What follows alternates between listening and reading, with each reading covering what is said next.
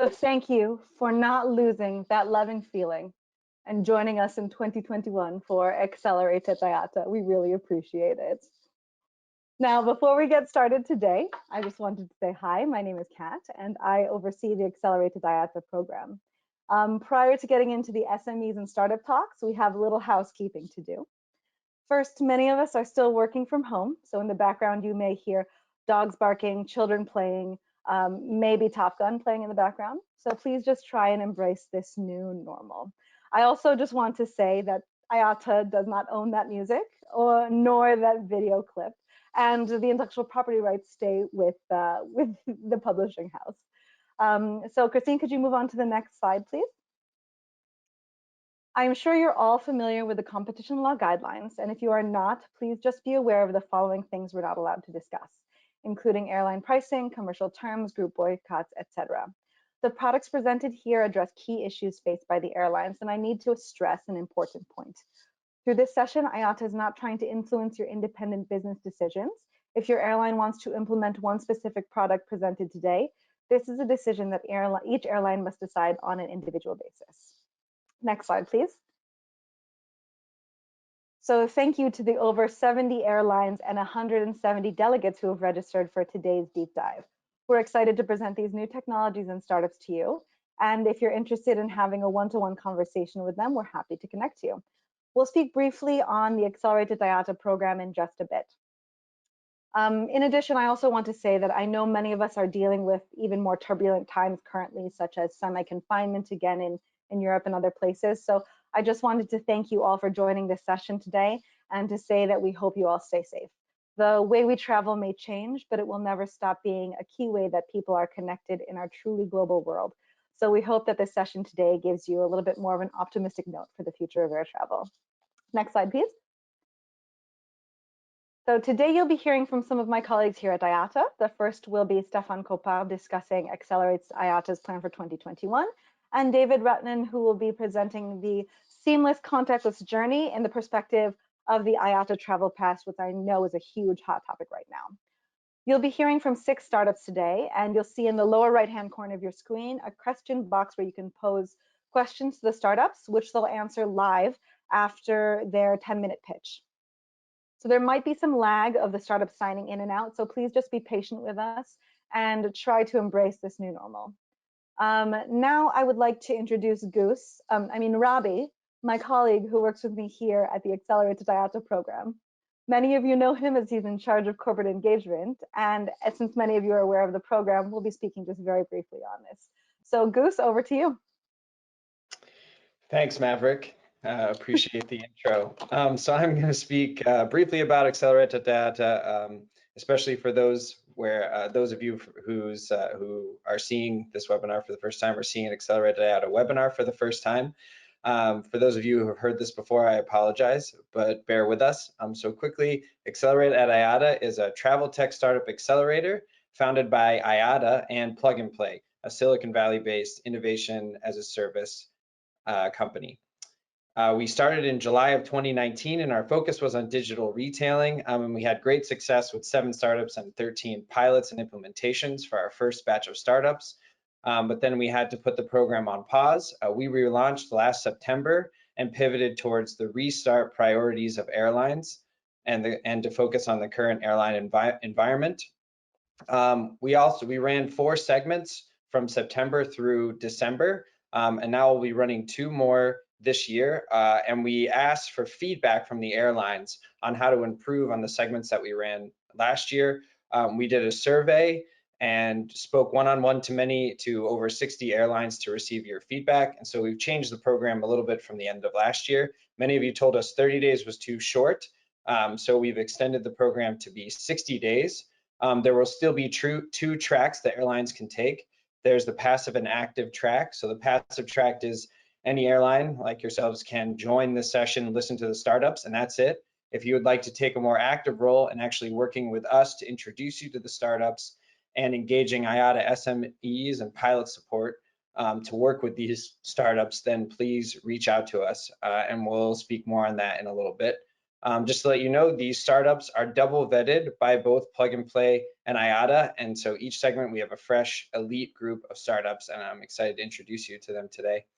And just the goal of this program is to create pilots. So that's what we really want to do. So we hope many of you are listening to this webinar because you want to engage on pilots with these startups, and we look forward to helping you with that.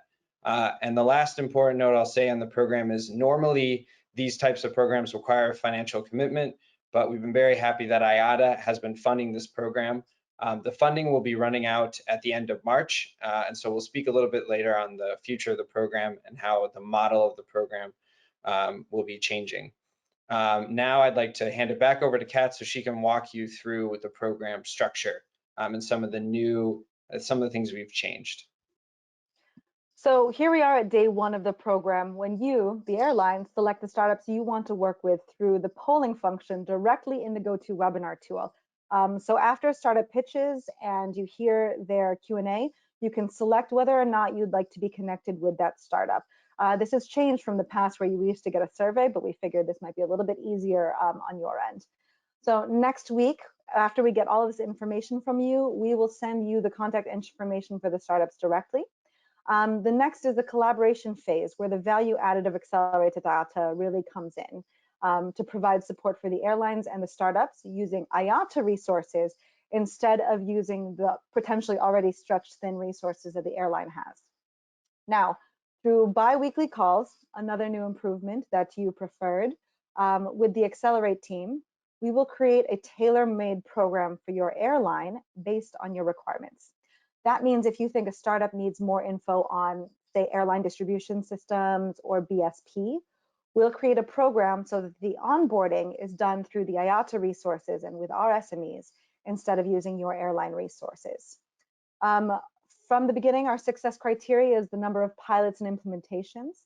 So IATA will also offer project management resources for the 60 days of the program and potentially beyond, should you decide to pursue a pilot, POC, or implementation during the program. However, I do have to say that this is still a commercial decision, and your involvement in the program does not contractually obligate your airline to follow through with a pilot. Robbie, back over to you. Yeah, so just wanted to quickly touch on the themes that of the segments we ran last year. We ran segments on anticipating demand, stimulating demand, passenger confidence, and operational efficiency. If you'd like to learn more about those segments and the startups that participated, please reach out to us. And for this year, if you go to the next slide, we'll be running 2 segments. 2 segments are planned, at least so far. The one today starting January 28th on contactless and seamless passenger journey. And then we'll be running a 6th segment that will launch on March 11th. We're still working internally between IATA and Plug and Play, as well as speaking to different airlines to select the theme for this segment. We have a couple of potential topics. So I'd actually like to ask the audience if you guys could help us get some feedback on what you believe the next theme should be for our next segment. So we'll be launching a poll. I'd really appreciate you selecting the theme that you'd be most interested in exploring on March 11th, whether that's sustainability in a post-COVID world, the digital health passport, which I know is a big topic right now, disruption in customer experience, or robotics and automation. So really appreciate if you could just select the topic that most interests you. And this will allow us to give feedback to all the internal stakeholders and the different airlines we're speaking to be another data point so that we can select the theme for segment 6. As I said, it will be launched on March 11th.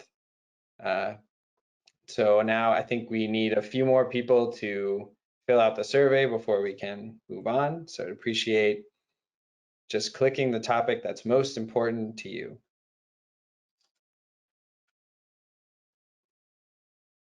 Just a little bit longer. Okay, I think, Christine, we can close the poll. Awesome. So thank you for all of your input. Really appreciate it. So you can see the digital health passport at 37% is the topic that you're most interested in. So thank you for this information. We'll bring that back to our internal teams and we'll be selecting that theme very shortly. I really appreciate you filling out that poll. And I would like to say that all of the airlines that we surveyed and spoke to over the past months told us that 100% of them told us that they want Accelerate to continue. So in that light, I would like to introduce the French Tom Cruise, Stefan Copard, to talk a little bit about the future perspective of Accelerate at IATA. So over to you, French Tom Cruise. Thanks, Robbie. Thanks, Kat. I'm actually more the mini Tom Cruise or whatever it could be. But again, thank you for the loving spirit, and I really look forward to keep that loving spirit in 2021 from all of you.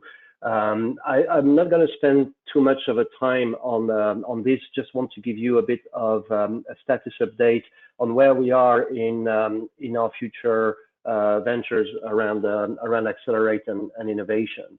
I'd like to build on the success from this year. And Christine, if you can move to the next slide. Just want to show this because this is really a factual a snapshot of very meaningful on the fact that we believe we are on the right track in designing the right products for you guys, for the airlines. If you look at those key numbers, those KPIs around the four first segments we run, we've been running since September. We've had overall more than 120 individual airlines that have participated in Accelerate, which is more than a third of the membership of IATA, and I think this is really demonstrating the interest and the value you see in this program. Amongst these 120 plus airlines, we've got 16 airlines that actively participated in the program, meaning that have engaged with startups in conversations in order to organize pilots of implementation, and that translated into more than 60 one-on-one conversations between those airlines and the startups, which is quite a significant achievement, I believe. And ultimately, this is the real outcome. It's like where those airlines can realize the benefit of this program is when they implement or start piloting those innovative solutions. We have currently over the four segments, 3 pilots that are actually running or in the planning phase, and we have 11 pilots currently in commercial discussion phase. So that's I think the best demonstration about the value. And if you look at for each individual segment below, you will see like the number of individual airlines participating for those segments in the deep dives with a fairly impressive audience for each deep dive sessions and the number of startups that we've presented to you and ultimately you will be engaging with. So as I said, based on this, based on the feedback we received from the survey that Robbie was just talking and Kat as well, we've been reworked the ideal product, the model, if you will. And the trend today, and we'll come back to you with the final state of that, but the trend today is really to stay close to the restart model we've had. For those who were with us from the very beginning, about a year and a half ago, the model was slightly different. It was really focusing on airline retailing only, and with longer batches of at least 3 to 4 months, focusing on those topics only. And I think we need, as an industry, to be much more pragmatic in our innovation journey and more agile as well. So that's why Accelerated IATA beyond March 2021 will probably look like something close to what you've experienced in September. So we plan to try and run about 6 segments a year instead of 3 before, extending this 1 month initial plan for 1 segment to 2 months based on your feedback.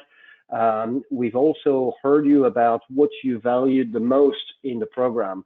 And I think one of the things that is a key differentiator about this program from others is the double expertise and the double experience coupled from IATA and Plug and Play together. Plug and Play having access to a global startup ecosystem across all their locations, across all their verticals, having a really tremendous reach and breadth in that ecosystem to help us source the right startup. And then IATA coming in with all our internal expertise on the subject matter and vetting the startups and make sure that the ones that we present to you, and hopefully today will be another demonstration of that, are the most relevant startups for you to have an implementation with. So that's really one of the key aspects of the program that we want to maintain. We also heard you about the education program that Kat touched upon when she described the overall process. Especially and more than ever, airlines need to focus on the primary business, which is like to restart their activity and to bring customers on aircraft. And we need to support that. Whatever the new technology or whatever the innovation we bring to you, we need to support you in onboarding that technology, and we need to support the startups in understanding the complexity and helping them navigating the architecture, the technical architecture, and the complexity of the airline environment. And that's what we are devoted to do and continue to do in the next phase of Accelerate.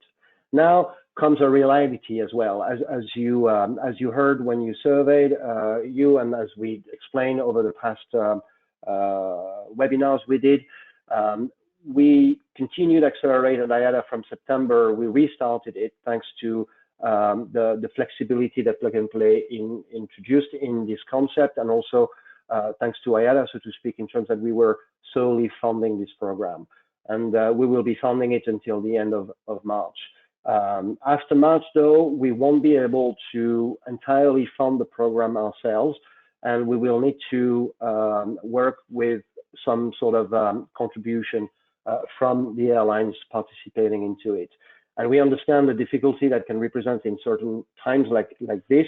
And that's why we are really working out the best possible business model for this, because we really want to do this as an industry utility. We don't want this program to be exclusive to a small group of airlines. It has to serve the entire industry. It has to serve the vast majority of airlines that are interested in embarking in an innovation journey, which I think is critical for the future.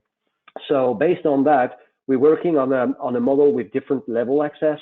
And again, we'll come back to you with that when we are finalized with this model. But in a nutshell, it will be injecting in a basic access that will be like really requesting a small, modest contribution, injecting access to some elements of Accelerate, like the deep dive sessions, but also some other elements of our innovation as a service portfolio we have in IATA. I'm thinking for those who followed that over the summer, you know, the innovation matchmaking webinars that we've organized primarily on the distribution side. I'm talking about access to our think tanks. I'm talking about access to our sprints. We will be releasing a startup hot list in the next few weeks on our web platform that will give you access to that as well. So we are injecting as much value as we can in this level entry fee, and then we want to build a model whereby you can consume to the level you are interested, and you can go from a financial standpoint, obviously, but also from a resource standpoint.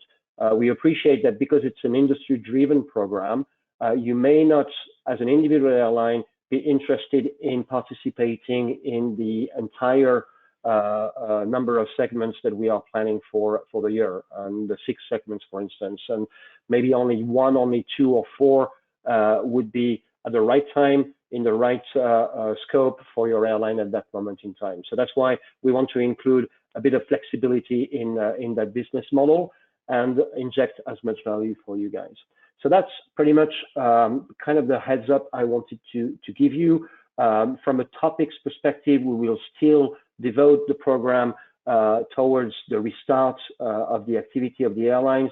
That will be concentrating, as you can imagine, across topics around contactless travel still and seamless travel, the health credentials that you've just favored in the poll proposed by Robbie a minute ago will certainly also be part of that. But we do not forget about sustainability, which was your second choice in that topic as well.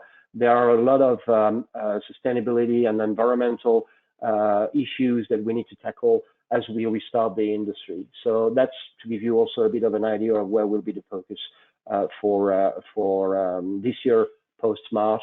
And hopefully we'll be able to come up with the right model, the right product, I'm fairly confident, but also the right financial model so that we can rally as many of you as possible and deliver value to you.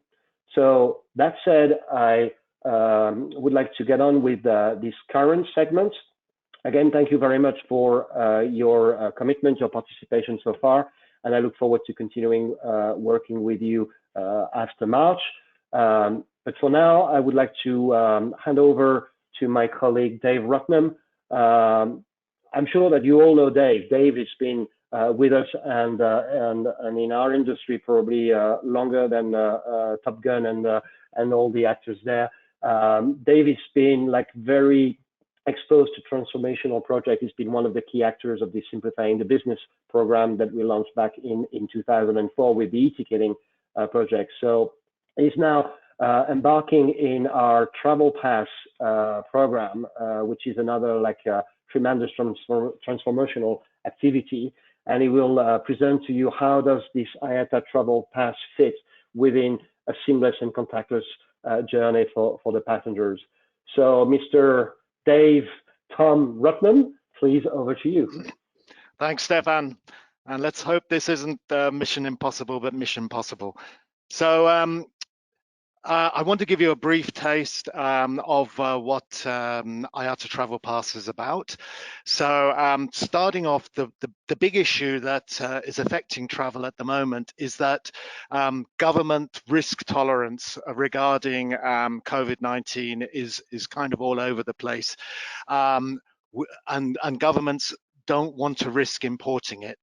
So we're seeing countries imposing or implementing quarantine regulations without any kind of coordination between them and changing those quarantine restrictions quite regularly, quite frequently. Now, ICAO and IASO refer to testing as the way to move forward, and hopefully proof of vaccination will eventually complement testing and ideally replace testing as we go forward. Next slide, please. So what are the challenges? For passengers, they need to know where to get tested, when to get tested, what kind of test to do, how to get that data to whoever wants it, and to find out who needs the data.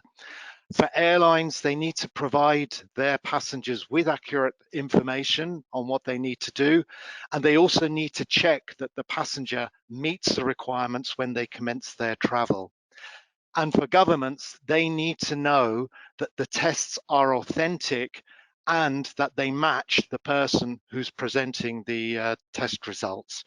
And for laboratories, they need to be able to generate test or vaccination certificates, and those need to be compliant with international standards. Next slide, please. So what is IATA Travel Pass? Essentially, it's 4 separate modules, and I'm going to describe them from left to right as you see them. The first is the Registry of Health Requirements, and this is powered by an IATA tool that has been longer in the industry than me, but not much, called Thematic. And that will be used to provide passengers with information regarding what kind of documentation they need, passports, visas, and it's been enhanced to include health requirements, particularly around COVID. The second module is a registry of testing and vaccination centers. So these are going to be places where the passenger can go and get tested and vaccinated, and they meet the requirements of their destination authorities who will be checking the certificates. The third module is a lab app, and that's the ability for a lab to communicate to a passenger into their device that information that they need, the certificate for vaccination or for testing. And the fourth app is a contactless travel app. That's the ability for a passenger to create a digital passport, a digital ID, store it on their device so it complies with data protection laws, and then the ability to link their test and vaccination certificates to that ID, to that digital ID, and check that they are valid. If we move to the next slide, please. So just to describe how it works. So initially, the passenger would download an IATA app, but we're looking in the medium to long term for airlines to integrate this into their own apps, because we're not a customer-facing organization, and we would prefer for this to be implemented into the airlines' own apps. So the passenger, having downloaded the app or using the airline app, would take a photograph of themselves, a selfie. They would do a liveness test. They would scan their passport data, read the chip in the passport, and then the app will create that digital identity and store it on the passenger's device. They would then use the app to see what kind of health tests, checks, vaccinations they need, when they need to be done, and they can also see the laboratories near them. They can use geolocation to check that registry. And once they've identified the laboratory, then they go to the laboratory, they show their ID. The lab agent will then create a QR code, which the passenger would scan into their device, and that creates the link between the lab and the passenger's device, so that when the test or the vaccination certification is ready, it can be then sent to the passenger to that device. Then the passenger will be able to use the thematic auto check to ensure that the test they've done is valid for their destination and they have all the right documentation in place. And then at that point, they have the ability to share that with the airline, with the border control. And at all times, the passenger is in control of their data. They choose who to share with, and only those essential data elements are shared with the appropriate body. If we move to the next slide, please.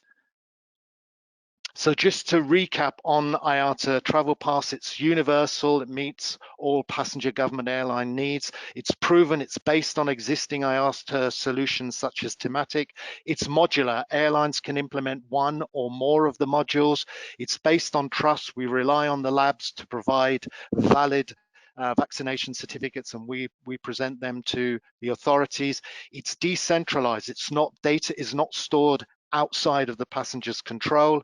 It's interoperable, it works with other solutions that are out there, so it can be combined with them, and it's sustainable. We're looking to use IATA Travel Pass beyond COVID-19, so we've got more ideas on how it can be used. So with that, I will conclude. I'll hand back to Kat, and thank you very much for your time.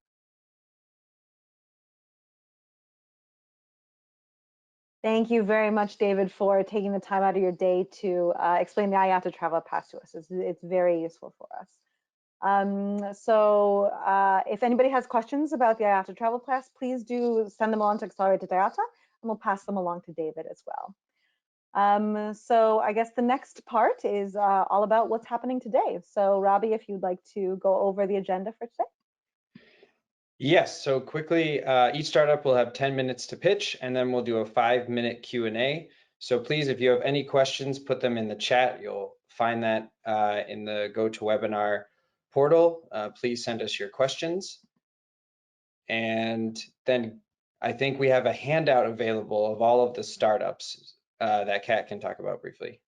Yes, we do. So a few days ago, we sent you the list of startups that will be pitching today. You can also find it in the handouts little portion of the GoToWebinar tool, and we'll put it on the chat so you can access it directly on the link. And now, without further ado, I'd like to get onto the main show and introduce you to Boyd Cohen from Iomob, who is joining us from Barcelona.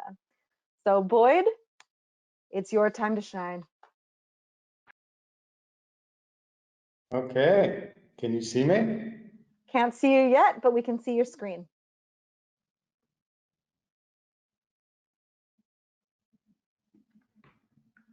There's my shade. Perfect. I love the theme that goes throughout today. So Boyd, you've got 10 minutes, and I'll see you after that for any questions that our airlines might have. See you soon.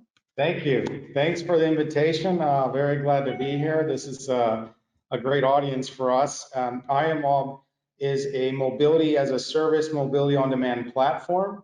We help our enterprise customers solve seamless door-to-door journeys for their particular customers. And in this particular case, we're sharing with you our vision for Air MOS, Air Mobility as a Service. Obviously, the theme of the event today is around contactless, and obviously there's a direct connection between seamless and contactless, both of which have been big barriers and challenges for the airline industry, particularly during COVID, but even before, long lines, disconnected services that get people to and from the airport.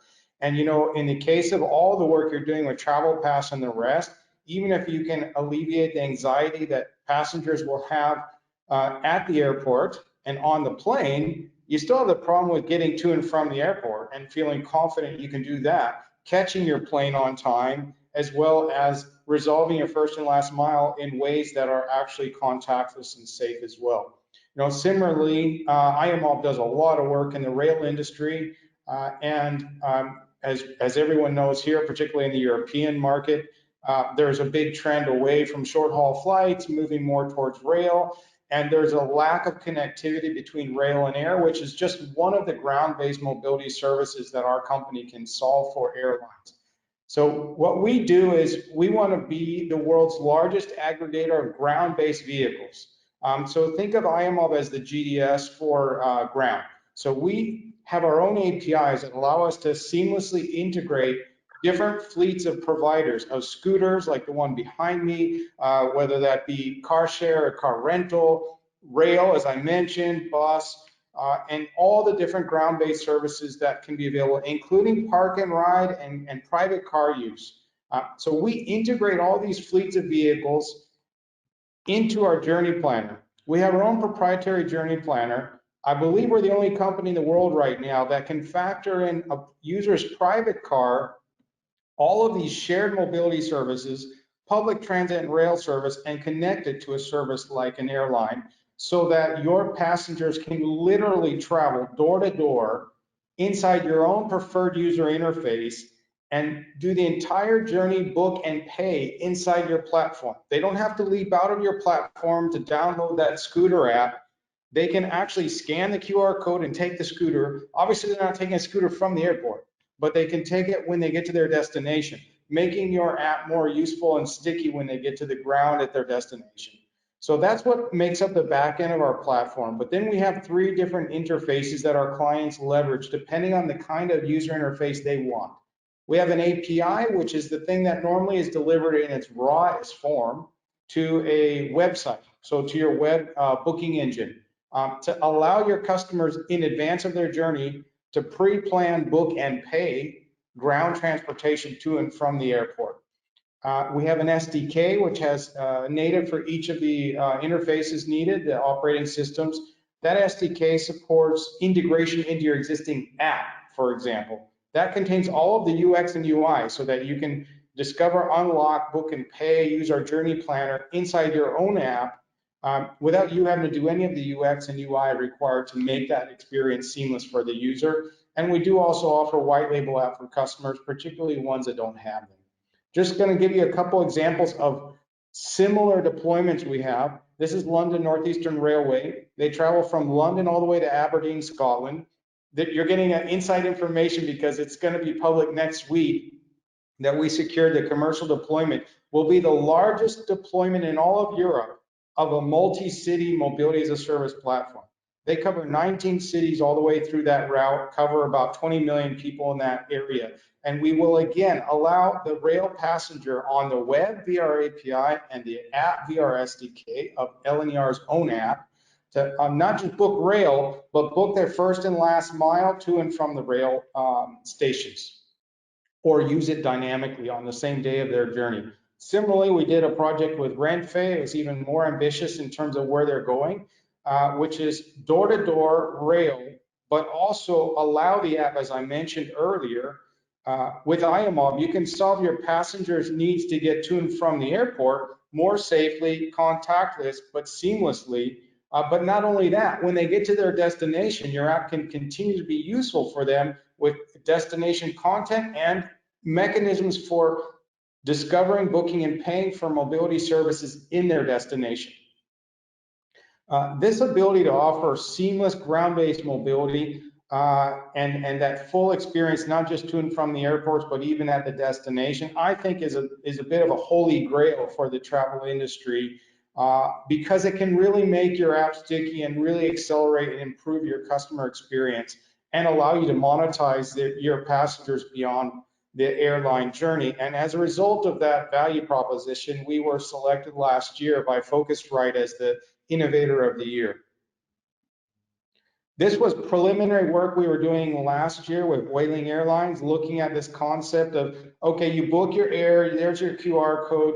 If you want, you pay for your air ticket up front, but then you can add your first and last mile to the different airports in advance, book and pay all in the seamless interface that the user can come back to the same app, the same interface, and find all their bookings seamlessly integrated into one experience.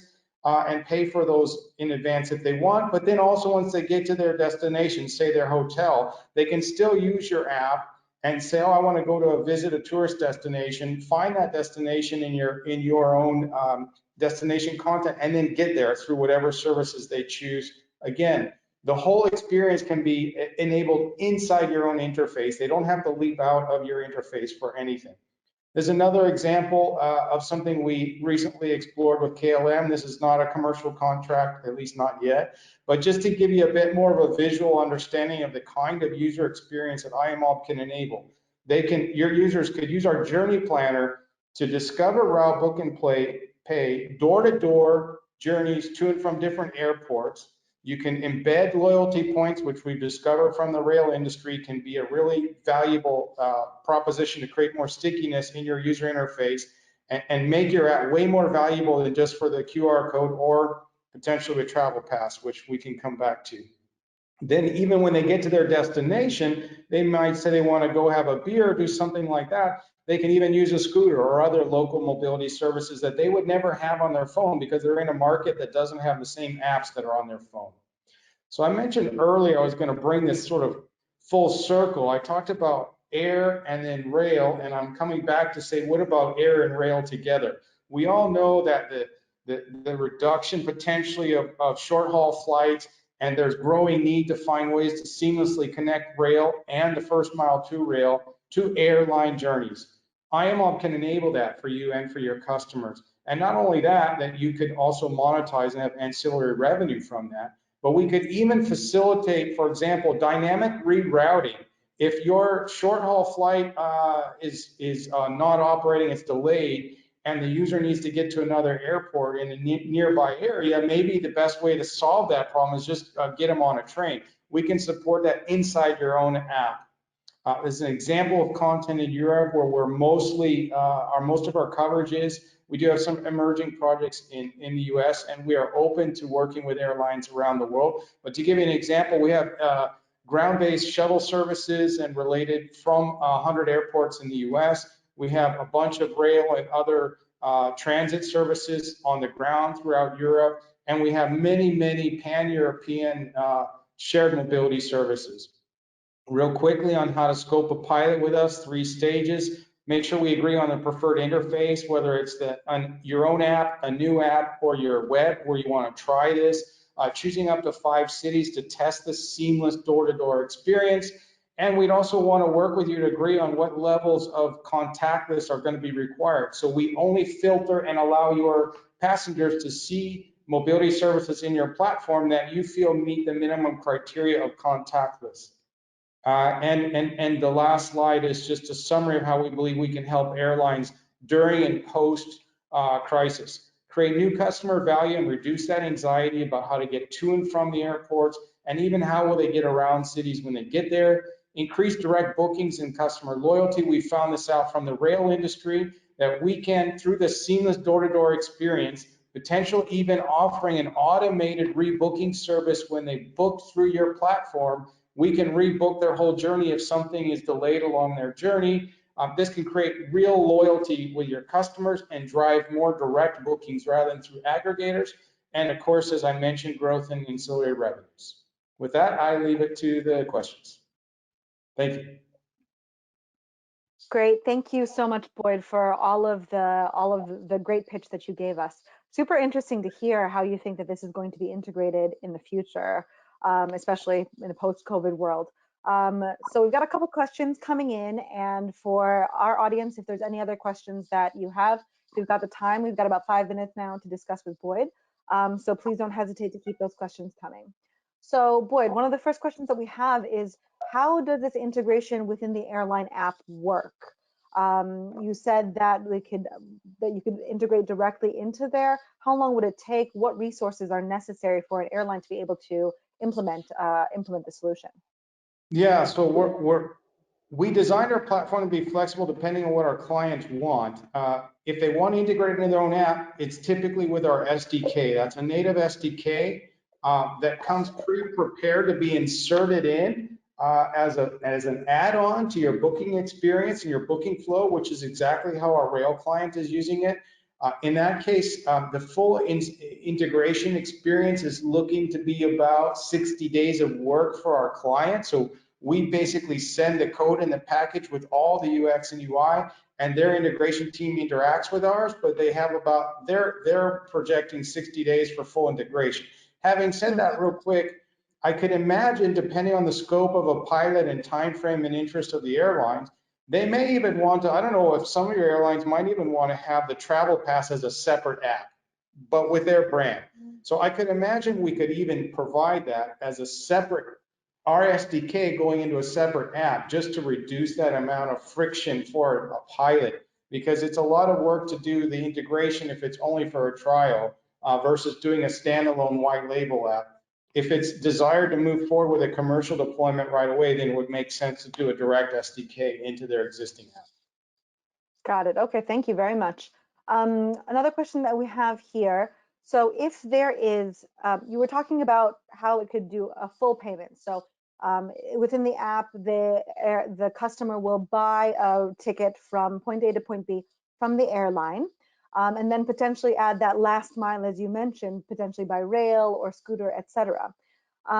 So if, for example, this is just a one payment solution, how do you settle between the airline and the potential rail company? How does the payment settlement work on this end? Yeah, that's a great question. The models are following. Almost all of our clients have a payment gateway already. There are a few that don't, but when they have a payment gateway and they have a user interface that accommodates that, our clients want to own the user. We don't want to own your user. We're a tech partner. That's it. So our clients continue to own the relationship with the user. That includes receiving the payment for the mobility services from the user. Iomob's job is to then settle payments between all these aggregated journeys booked and paid for through the airline app and the providers connected to Iomob. So we, at the end of a 30-day period, notify the airline regarding the detailed breakdown of all the bookings from that month, and they can be, then the airline passes the money to us and we distribute it to the different providers. A little bit like IATA's BSP service. Interesting. Great. So another question that we have based on that, because you just said that the Iomob does not want to own the customer. So should the customer book all of that info through the app? So like we just said, the first and last mile plus the airlines will have all of that information. So for example, if there's any disruptions, if a customer misses their train and won't make it to the airport on time, will Iomob inform the back end of the airline that that's happening and update them on their customer's journey, or how does that work?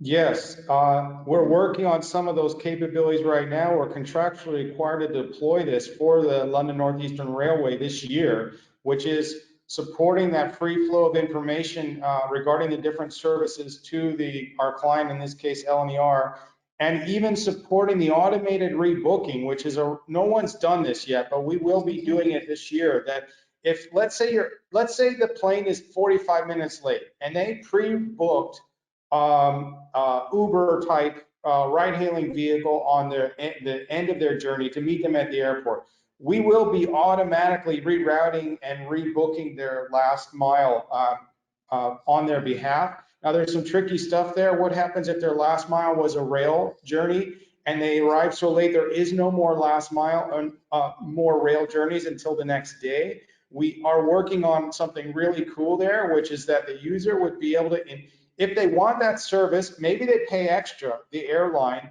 an extra fee to have a guaranteed door-to-door journey resolved for them. So if the rail isn't available, then we would ask the user in advance to let us know what other modes of mobility are they willing to accept for their last mile in the event that they miss the last train, for example. And maybe they say, I don't want buses, but I'll take a on-demand shuttle or whatever those things are. And then we will automatically reroute them, and that would be up to Iomob and the airline to customize whatever that kind of pricing model needs to be, whether the airline wants to eat that cost in return for providing this paid insurance for the user, or whether it's passed on to the user. Got it. Okay, thank you very much. Super interesting, dynamic solution, and will be interesting to hear what the startups and the airlines have to say about this. So any airlines, Christine, if you could launch the poll, any airlines who would like to contact Iomob, please let us know with a quick yes, no, or potentially here. And then we'll be happy to put you in contact with Iomob. Again, if you don't want to decide right at this moment, please don't hesitate, just put potentially, and we can have a chat with you on Accelerated IATA, or answer any questions that you may have about Iomob. So thank you very much. And thank you very much, Boyd, for taking the time. Appreciate it. And now, while we're running this poll, I will let Robbie come on and introduce the next startups. Thank you again, Boyd, for your time. Great. Okay, so thank you for filling out the poll, and then I would like to bring up the next startup. So I'd like to introduce Cyril Jean, who is the CEO of PXCom. So Cyril, when you're ready.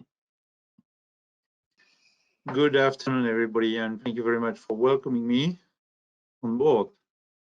Awesome, thank you, Cyril. So please feel free to share your screen, and then we'll give you 10 minutes, and I'll come back on in 10. Can you see my screen? Yes. Okay, awesome.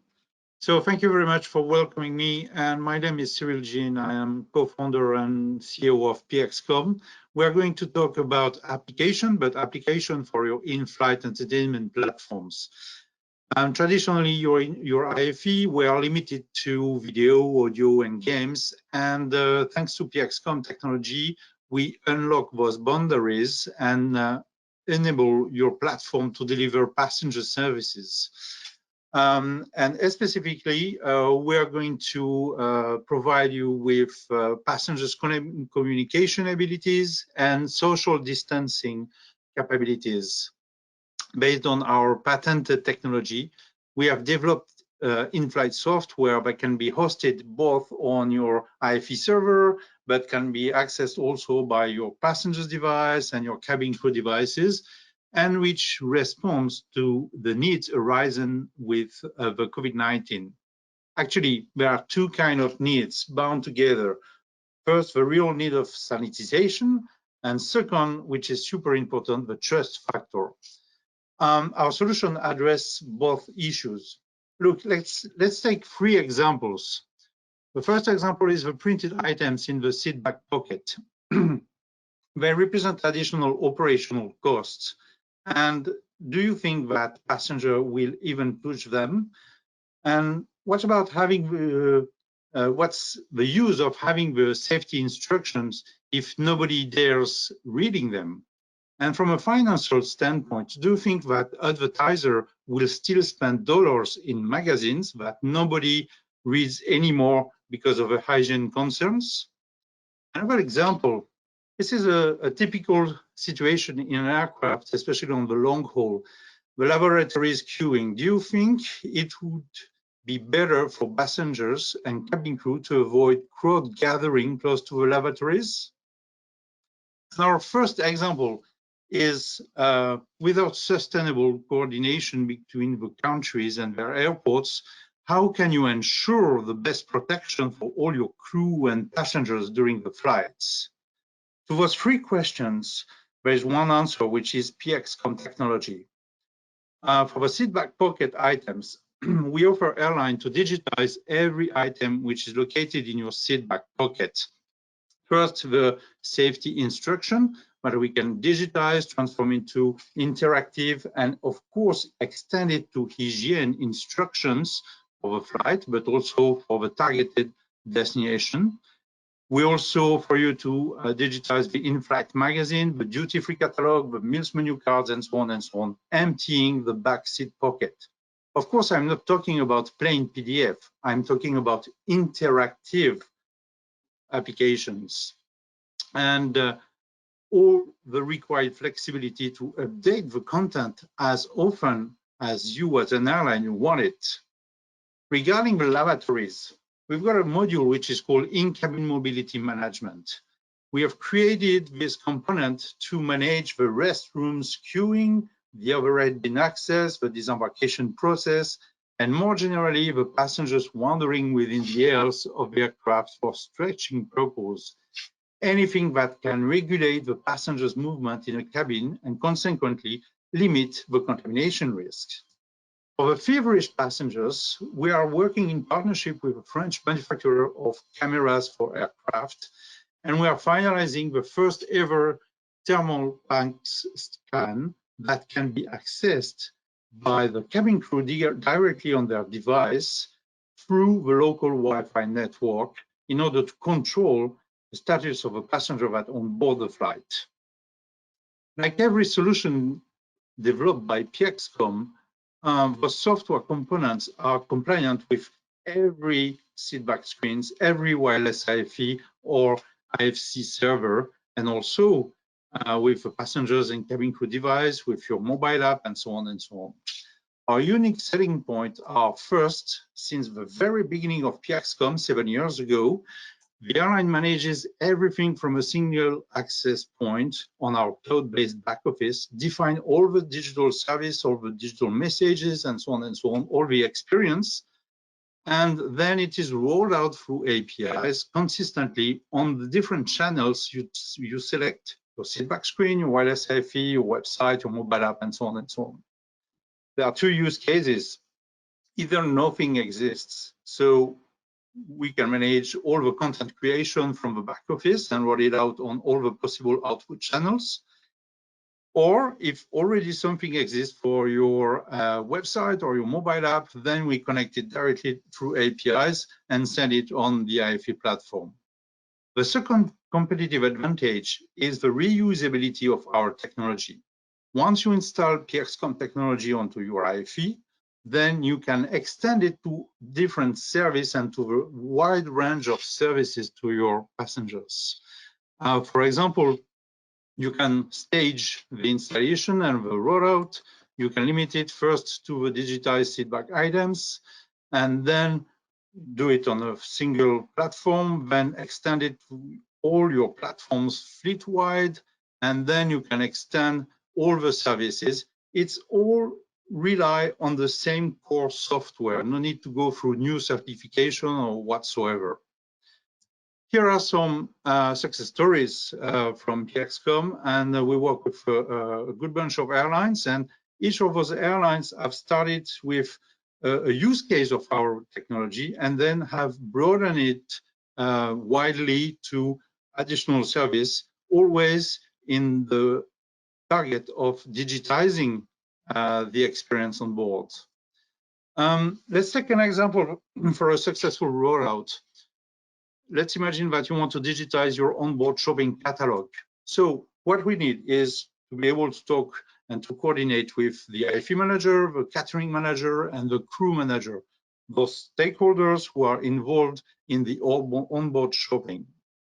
The expected ROI are onboard sales, of course. You can restart the onboard sales and even go far beyond the previous level you had. And of course, you can add advertising revenues because the providers of the items that are sold on board are generally the first advertisers and our solution comes with digital advertising capabilities. And of course, safer onboard sales process because there is no trolley wandering in the air. The major task. So first it is automating the content feed. You've got an existing catalog. How can we automate the content in order to ingest it in our application? Is it manually? Is it from your categorized solution and so on and so on? Everything can be done. Then we adapt the user experience to your existing platform because we target to provide a consistent experience throughout your entire IFE platform. So we need to customize the graphics user interface of our app in order to provide a seamless and consistent experience. Then we integrate the digital advertising capabilities. As I said, the product manufacturers are generally the first advertisers because they want to advertise their product and to trigger upsells on board. And of course, the connection to cabin crew PED for à la place delivering, because you imagine the supply chain, you as a passenger, you select a snack or a coffee, and then it sends a notification to the cabin crew that can deliver you directly à la place and process the payment. And last but not least, of course, the IFE integration. The tools that we provide you with are a shared URL for a WYSIWYG experience, because the idea is that you test on the ground all the supply chain experience, and then we guarantee a WYSIWYG experience on board. And of course, once it is rolled out, we provide you with a comprehensive dashboard to monitor all the KPIs. How many passengers have a view catalog, how many sales have been triggered, and so on and so on. The lead time, according to the IFE platform, you as airline, you know that it is quite easy and straightforward to roll it out on wireless IFE or IFC. It is a little bit more complicated with the seatback screen manufacturers. So according to your IFE platforms, we are compliant with all of them. And if the lead time will take 3 to 9 months, according to your platform and also to your cabin crew equipment and project scope. Second example, the disembarkation management. So if you want to organize the disembarkation, the airline stakeholders that we request are the IFE manager and the crew manager. The ROI, of course, it is passenger confidence, because the idea is to really organize and to limit the risk of contamination and all the passengers gathering in the airs at the same time for the disembarkation. And of course, reducing the aircraft turnaround time. The major task is first to sit around the table and to say, okay, what are the disembarkation management rules that you want to implement? Then we implement them. We customize the experience on the IFE so that the passenger on the IFE will see pop-ups saying, okay, you are next in line for disembarkation, prepare to deplane, and so on and so on. We connect to a cabin crew PED because it is, at the end of the day, it is the cabin crew who triggers the different zones and stages of disembarkation. And then, of course, we integrate that on the IFE platform.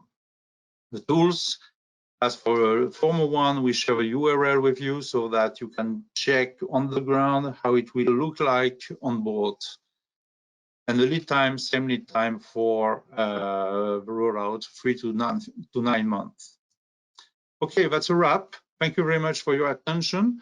The main takeaway of this presentation is that you can rely on your IFE server to go far beyond plain entertainment and use it as an effective tool to provide your passengers with contactless and seamless experience and in this COVID and post-COVID period.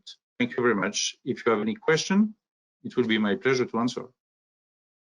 Great. Cyril, thank you so much for your presentation. Really appreciate it and appreciate the walkthrough of the use cases and how an airline could get started with PXCom. We have a couple of questions coming in here. First is, have you implemented your in-cabin mobility management system with any airline? And have you gotten any feedback from users or passengers? So for the moment, we've got 2 airlines that are currently working with us to implement that. It is based on wireless Wi-Fi platform, and we are also working with a major airframer for that. And we expect the first rollout to be for this next summer. Okay, perfect. Thank you.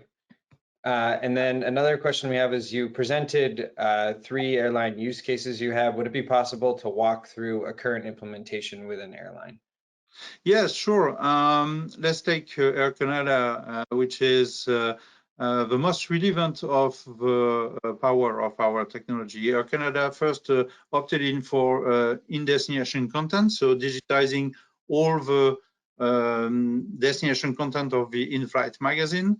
And it was first aimed at being rolled out on a single IFE platform. Then it has been broadened to the entire fleet, with 2 different IFE manufacturers plus an IFC manufacturer. So these are 3 output channels. Then they added the website, and then they have extended to the corporate presentation. So they are progressively reducing the content of the in-flight magazine and transforming that into a full digital and interactive experience. Okay, and do you work on the content at all of what's displayed? We can provide the content, but generally the airlines, especially tier 1 airlines, come with their content editors. Perfect, thank you. Okay, and one last question here. How much training do you offer the crew for your in-flight entertainment app? Oh, for the in-flight entertainment app, for all the digitization of the seat back items, there is no training. If we are talking about the in-cabin mobility management, then it is super easy because it is really straightforward. In 1 or 2 days, the cabin crew has all the tools to operate it on a daily basis. So you have documentation and things to share. Yes, absolutely, absolutely. The most important, is to define with the airline all the management rules, because obviously we do not claim that we will cover 100% of the cabin of the mobility in the cabin, because you've got some passenger who will not follow the rules, as everybody knows. But it might be me.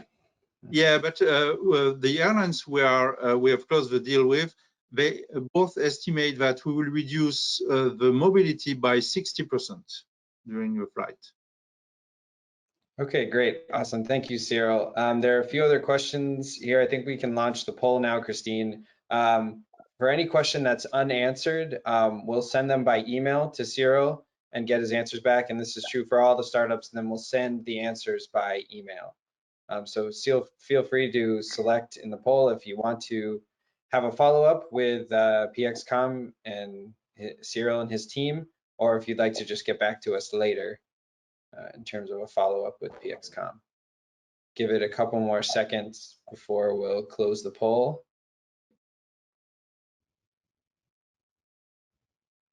But I'll say, Cyril, thank you very much for your presentation. We really appreciate it. Fascinating work from PXCom, and hope you have some follow-ups after this. Thank you very much, Gus. Awesome. So now I'll bring up Kat to introduce the next startup. Great, thanks all. So the next startup is VenueNext, and Nick Myers, who is the Director of Business Development, will be joining us, I believe, from Cincinnati. So Nick, please join us when you are ready. Great. All right, sorry about that. No, appreciate the introduction and inviting us here to speak today. My name is Nick Myers. I'm with VenueNext. I'm the Director of Business Development, and today I'll be talking about our mobile ordering solution and a little bit about VenueNext. VenueNext was founded by the San Francisco 49ers of the National Football League in 2014 during the construction of Levi Stadium. The owner of the team wanted to develop a mobile app that could act as a digital remote control anytime fans were in the stadium. This app would allow fans to order food and beverage for express pickup, merchandise for in-seat delivery, or give fans an exclusive opportunity to purchase VIP experiences such as pre-game player meet and greets, post-game on-field access, And although we still build apps today, today we are really hyper-focused on mobile ordering. And our technology has been deployed at some of the largest sports and entertainment venues across the US, Canada, Europe, and Australia. We also power food and beverage mobile ordering at Walt Disney World and Universal Studios in Orlando, and all 26 North America locations for Six Flags, as well as MGM in Las Vegas and Amazon's corporate office cafe in Seattle. In the aviation industry, we just signed Ontario International Airport in California, and we'll be launching our first mobile ordering with them at their airport location. We have several other active conversations with major airports across North America about using our technology as they consider going cashless with their commerce. As VenueNext expands its aviation footprint across airports and airlines, there will be an opportunity for airlines to not only offer in-flight food and beverage mobile ordering, but also integrate mobile ordering from participating airports so guests can place a food and beverage order for food and beverage or merchandise for express pickup upon arrival at the airport through the airline app. VenueNext offers clients several ways in which they can launch mobile ordering. The first is through mobile web, where there is no app to install. Guests can simply scan, shop, and pay all from their mobile device. The second way is by using our API or SDK that can be integrated into your existing airline app. Our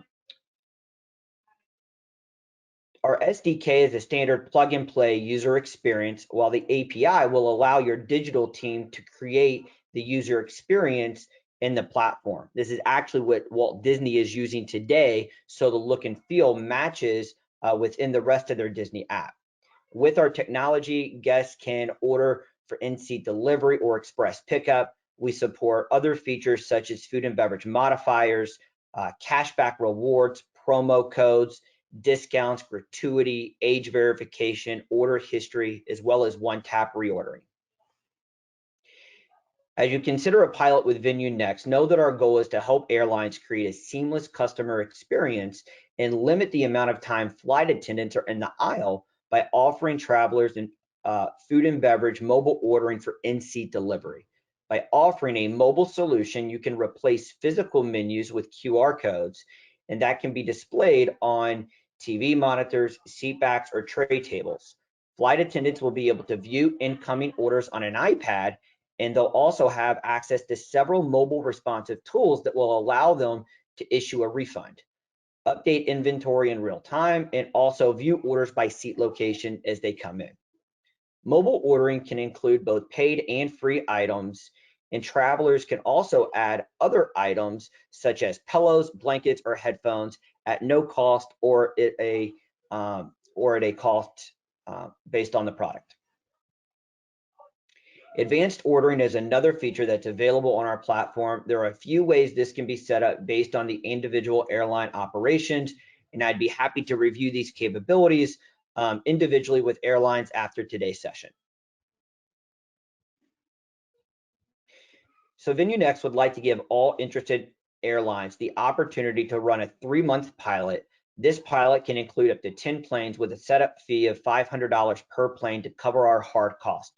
We can have mobile ordering set up within 10 business days once all the requested deliverables are received from the airline. We can accept international payments, and funds can be remitted back to the airlines daily or monthly based on the gateway and payment processor setup. As a VenueNext client, you will also have full access to manage your in-flight digital menus through Canopy, which is our content management system. You will be able to access data now, which is a real-time dashboard that will show all orders placed by flight, by plane, and we can also deliver real-time data back to the airline through an API, webhook, Amazon S3, SFTP, or we can simply email the raw data in a CSV file. I would like to note that all participating aircrafts must have Wi-Fi, and today we support both English and Spanish. French is something that we are currently working on, and other languages can be supported, but will require dev work on our end and will not be immediately available. To get started, there are just a few things we need from the airline: a decision on the gateway and payment processor, menu details, willingness to print the QR codes and display them inside of the aircraft or on TV monitors, grant access to the URL mobile ordering link so guests can access mobile ordering without paying for Wi-Fi. And then finally, the only hardware that's going to be needed to support mobile ordering is an iPad that the airlines can supply. So with that, I can actually do a demo. If you can still see my screen. Can you see my mobile screen on the left side? Yes, we can. Cool. So this is an example of a seat back. I come in. Once I come in, I can scan that QR code. It's going to take me to a landing page where I can then view certain items. So you can see we can actually organize these by different categories. If I go down to flying essentials, I can see some of the different things. Some are going to be free. Some would actually have a paid amount, but I could order potentially a pillow, add that to my cart, go back up. I could also choose between a soda. So I can choose this. And again, this is included in my flight. So I can add this to my cart. We do offer the ability to bring in different details. We support food and beverage modifiers throughout the platform. So if you can customize orders, we would be able to do that. So once I come into the order page, you can see my order. Tipping is optional. This can be turned on or off based on the airlines. We are able to actually, in addition, charge a delivery fee if there's a service fee that you would like to add in, but it may not make sense in this case, but we do have some of our venues. I actually was already logged in. So just looking at my seat location, you can choose between first class and the main cabin, the row that you're sitting in, and then your seat. This would be sent to the iPad with the order. So flight attendants would be able to see the exact order. And by getting folks to order upon boarding the aircraft, this would also allow flight attendants to properly stock the cart and then knowing where they could go to deliver those items. And again, we are able to actually charge the credit card through the platform. We do support international credit card processing. So it completely removes the need for your flight attendants to have to handle either cash or credit card payments. And with that, I will pause and be willing to ask and answer any questions. Great, thank you very much, Nick, for the pitch.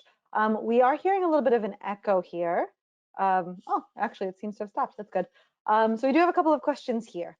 So the first question is, how would it work for guests to use the mobile ordering with no app?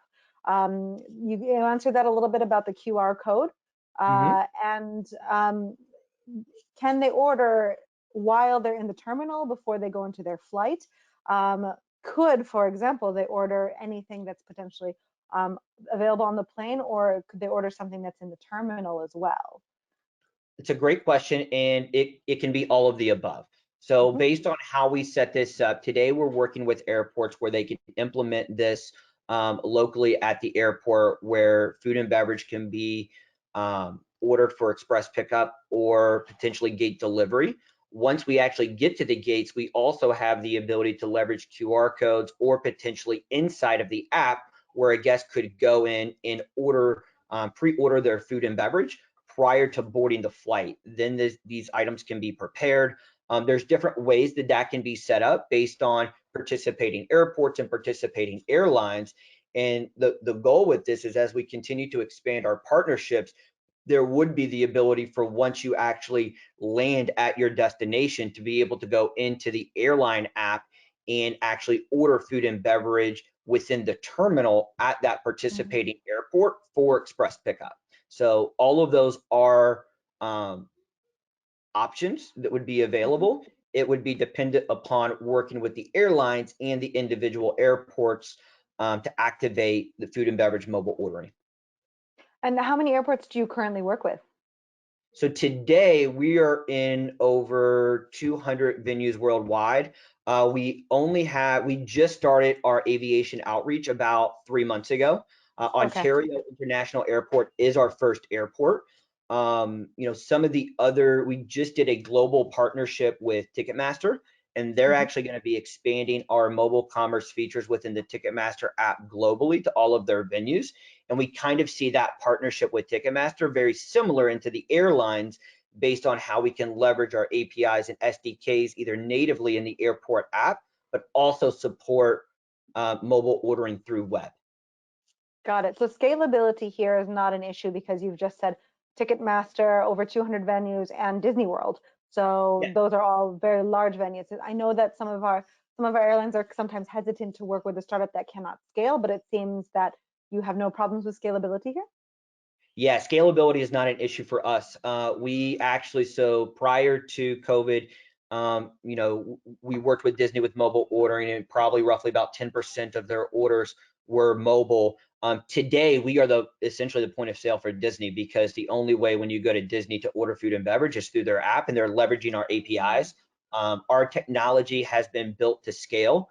We work with some of the largest venues in the world, and this is something that can be turned on. I think because this is a new vertical that we're entering, we see the use cases, but starting off with a 3-month trial and testing on just a handful of flights, we think makes a lot of sense to really hone in on the technology, and to make sure that we're accomplishing everything that we want to accomplish with the airlines. Great. Thank you very much. There are still a couple questions coming in, but we're about to run out of time. So what's going to happen is I will get all the questions in here. So if people are still asking, please don't hesitate. We'll send those out. We'll send those out to our startups, and we will email all of the answers to the questions for you when we send out the recording as well. So here, if you'd like us to connect you to VenueNext, please let us know by answering this poll here. And Nick, thank you very much for the pitch. It was super interesting and great to see how quickly you can scale this, and very interesting use case on Disney, because obviously COVID has changed the way that they can order food, and maybe this is something that could be very beneficial to the airline industry as well. So great. Thank you for the time. Appreciate it, and I'll send you over those questions very soon, so our airlines can hear more about VenueNext. And with that, I will turn it back over to Robbie.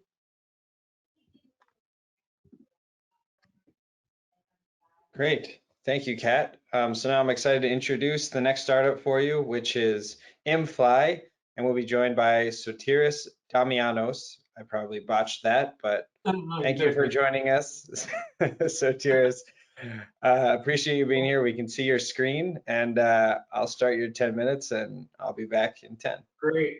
I'm timing myself as well. Great. Thanks so much. Thanks for having us, and thanks for the intro, Robbie. I'm just going to go into full screen here so that you can see everything clearly. And with that, with your confirmation, I'll just start. I guess everybody can see my screen now, right? Yes, go for it. Okay. So really, Immfly is a company that specializes in digitalizing the cabin with services. And basically, our proposition is to empower airlines with wireless technology and bring them really to the forefront of that of the capabilities that digital offers with that empowerment. So I'll run through very briefly what we're going to cover today, so that it's all quite clear for everyone. We're going to go through some credentials, who Immfly is, where we come from, what we do, how we do it, and really why we focus on positive business cases, and how we can access a real-time demo. So just going to the bit about who we are. Immfly was founded in 2013, sorry. So fairly young company, but almost 7 years now, and just over 7 years actually in the business. We're headquartered in Barcelona, and within that short time frame, we've managed to build a global airline customer base serving their 950 aircraft. We have we have market-leading positions across Europe, Middle East, Africa, and our clients really span the globe, including airlines in Asia. Just some of our clients that you can see on the right of your screen are some of the brands, but again, there are more airlines that are working with us And also just on the screen, we highlight some of the firsts and industry innovations that we've introduced, including providing airlines the ability to stream, for example, Hollywood content that must be DRM protected directly from people's browsers and their phones, and collaborations with Rakuten, for example, enabling passengers to access content on board and then continue watching it at home after they land. So a lot of innovations within that time frame, and a major client base with some great references. The references include actually Boeing. Boeing has become set a precedent themselves with Immfly, and the fact that they decided to invest in the space, in the sector for the first time. And beyond that, we're also collaborating with Boeing and introducing something called Boeing Digital Direct, which empowers airlines wirelessly with digital services, irrespective of the aircraft they have, whether it's a Boeing aircraft or other aircraft. So you'll be hearing progressively a lot more about that. And again, some other references, excellent references that we've had with all the clients that we've worked to date. Really, this is what we're here to talk about today, what we do so that we enlighten you in terms of the services and the capabilities that we provide you. And I'm going to run through these. We have a limited amount of time, but we're here to, of course, answer questions, including after this session. We talked about digital cabin services. So we essentially provide digital cabin services platforms to airlines with a main focus of doing two things, really. Giving their passengers more confidence and enhanced experience. So enhancing the guest experience and making the passengers more confident about airline travel. And then the second side of what we do, and we have to be very focused on this, is increasing revenues and reducing costs to airlines at the same time. It would be no good if we're offering great services that are costly. We all know the situation airlines are in, so it has to be positive business cases. And we focus very much on the elements of increasing revenues and reducing costs with everything we do with the cabin digital services, so that these cases are very positive for the airline financially. So walking you through what we do, basically imagine a customer walking on board with their personal device. It could be a tablet, it could be their personal smartphone, it could be their laptop. Basically, guests can access the services, the digital services on board in flight mode, irrespective of whether the airline has internet connectivity or not during the flight. And they can stream directly from their browser. So there's no need for a customer to download any app or do anything before boarding. Directly with their phone switched into flight mode, they go into their Chrome or their Safari browser, and they can access these, or any other browser, and they can access these services. What are these services include? They include touchless info and entertainment, and this includes Hollywood major movies, blockbusters that are maybe playing at the cinema at the moment, plus a lot of other entertainment and information services. So this can include airline safety videos, airline content about their loyalty schemes, etc. A whole raft of content in all sorts of formats, including ebooks, audiobooks, and the rest. Touchless in-seat ordering and retail. So smarter, more exciting, touchless onboard catering and retail and payment tools. So these are additional services, again, that are optional. The airline may not want to push information, but they may want to focus on doing a catering and onboard retail proposition. But this is the whole suite of services that are included in our digital services. Cabin integrated ancillaries, plus new revenue streams. What do we mean by that? Basically, going beyond what you're traditionally selling, we're opening up new revenues for airlines, especially, for example, airlines that either have no IFE in their short and long-haul aircraft. We're enabling them to commercialize content. We're giving them various models to do that. If they want to sell access to some content, like the movies playing currently at the cinema, those can be pay-per-view, or they can have different revenue models applied to them. But we also sell a whole raft of other products like destination services, tours, etc., and new propositions. The retail opportunities are very much unlimited, and we enable that, very importantly, to be interfaced in one platform. So every time an airline changes an ancillary partner, they don't need to change basically their digital services platform. Touchless data and media assets. What do we mean by that?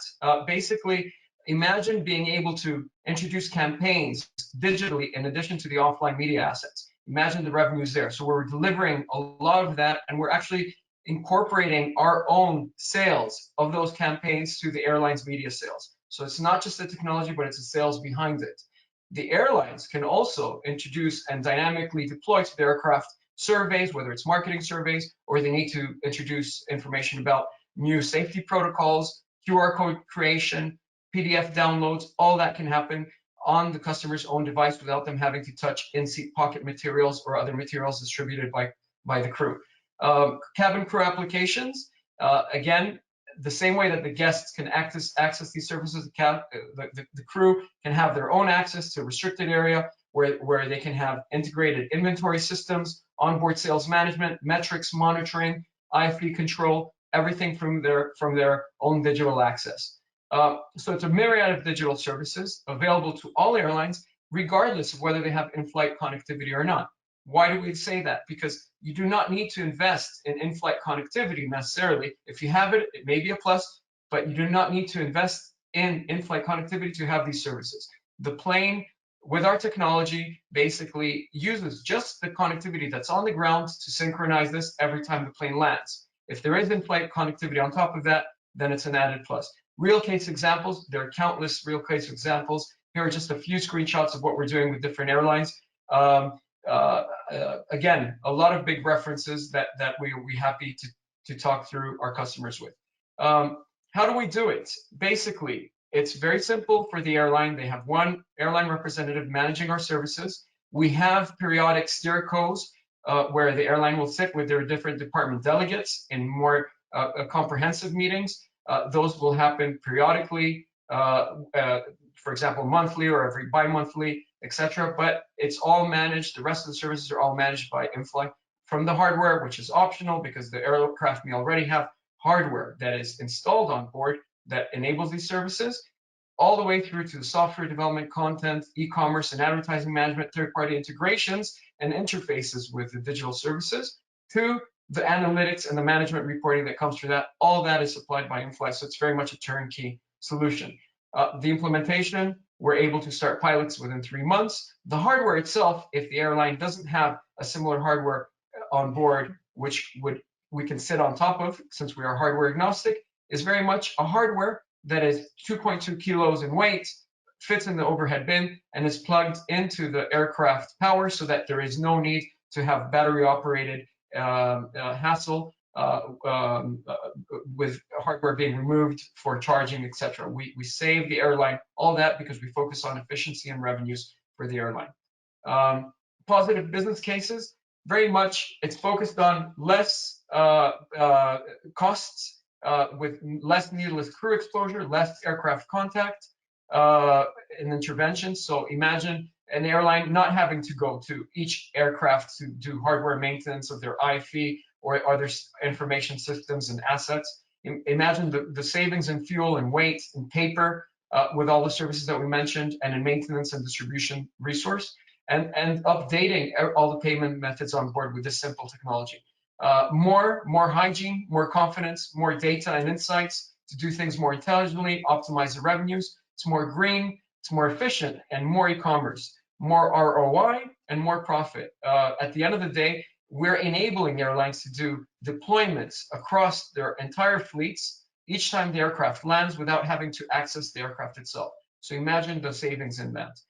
We're ready to build your positive business case and show you how this technology will actually be financially positive for your company and upgrade your systems. So thank you for your time today. We're happy to access and arrange for a real-time demo. And I'm sure that the team here will put us in touch as well. But with more time, we would love to give you a proper full demo of some of the applications we have running at the moment with airlines. Thanks. I think my 10 minutes is up, and we have a few minutes for questions now. Rob, is that right? Yeah, exactly, Sotir. So thank you very much for your pitch. Really appreciate it. Really strong. So great job. We have a few questions coming in here. So first is, how do you handle payments on board, and what happens in the event of a declined payment? Okay, the payments on board depends. It depends if we accept payments even without in-flight connectivity. So that's key. The airline, the customer can do credit card payments on their mobile device directly and those will be reconciled when the aircraft touches the ground. As soon as the aircraft touches the ground, if there is in-flight connectivity, we enable reconciliation immediately of those payments as well for the airline, and we're also able to integrate with the airline's current payment platforms. So if the airline prefers for the payment to be done on the cruise EPOS, that's also possible. Again, the solutions are there, and the applications that we're doing with each airline depend on their case. That's great. Thank you very much. Another question is, I think this question is along the lines of, we've seen a couple already here on in-flight services, and I think you clearly touch and work on many different in-cabin digital services. So what in a nutshell would be the thing that differentiates Immfly the most? I think the key thing here is that we're increasingly telling airlines, look, it's important to have a robust, serious system done properly that enables them to interface with any type of partners and any type of functionality they want to introduce. And having that consistent platform will save them a lot of money and help them build a proper roadmap. So we're not telling them to introduce all the services at once. We're not even telling them which partners to interface with. We, at the end of the day, deliver a platform that is robust, backed with open source architecture, which means that they can interface very, very rapidly with the partners of their choice. And at the end of the day, we're opening up instead of closing in like a lot of suppliers do to their services. We're opening it up to any airline's partners that they want, their ancillary partners of choice, their loyalty scheme of choice, their catering partner of choice. At the end of the day, the customer is king. The customer dictates which services they want on board. And our platform is really, truly shown as the unique platform that is capable of doing that for the airlines. And this is validated by the partnerships and the customers that we have. Absolutely. No, I think that shows in the customers you have, and it's clear you have customers in a wide range from tier 1 to smaller suppliers. So yeah, absolutely. Last question here. How many channels can you support with your solution? So I believe that. All right, the channels really, the channels are really technology, as we know, it's scalable. It depends on the airlines. The channels that we're already offering are the widest in the industry. Just from the IFE portfolio, we're offering ebooks, audiobooks, podcasts, Hollywood movie streaming. So imagine the type of systems that need for that to be streamed smoothly. The e-commerce applications and all that is really very, very much lighter in terms of its capacity take up than all those other services. So really the services and the channels that can be offered are down to the airline's preference. Understood. Great. So I think we've run out of time here. There are a few more questions in, so maybe we can launch the poll, Christine, and then Sotiris, I'll send the other questions to you and get your written answers, and we can feed them to all of the attendees here. Thank you so much, Robbie. Thanks to all the team, and we appreciate the invitation to this session. Thank you. Awesome. Thank you so much. So please fill out the poll. If you want to have a follow-up with Sotiris and Immfly, select yes, or you can come back to us later by selecting potentially, but you'll contact us. So we'll give it a couple more seconds, and then we'll move on to the next startup. So I think we can go ahead and close the poll. So thank you, Sotiris. Really appreciate it. And now I'll call up Kat, who will bring on the next startup. Thanks, Robbie. Thanks. Take care. So the next startup that is pitching is Bob.io. So I would like to introduce Felix Campaño, who's the founder and CEO, pitching to us from Spain, I believe. From Spain, yeah. Actually, we're not very far from our colleagues from Immfly. We're in Madrid. Ah, fantastic. We've got quite a few Spanish startups here then today. Well, thank you, Felix, sure. And I will see you in about 10 minutes.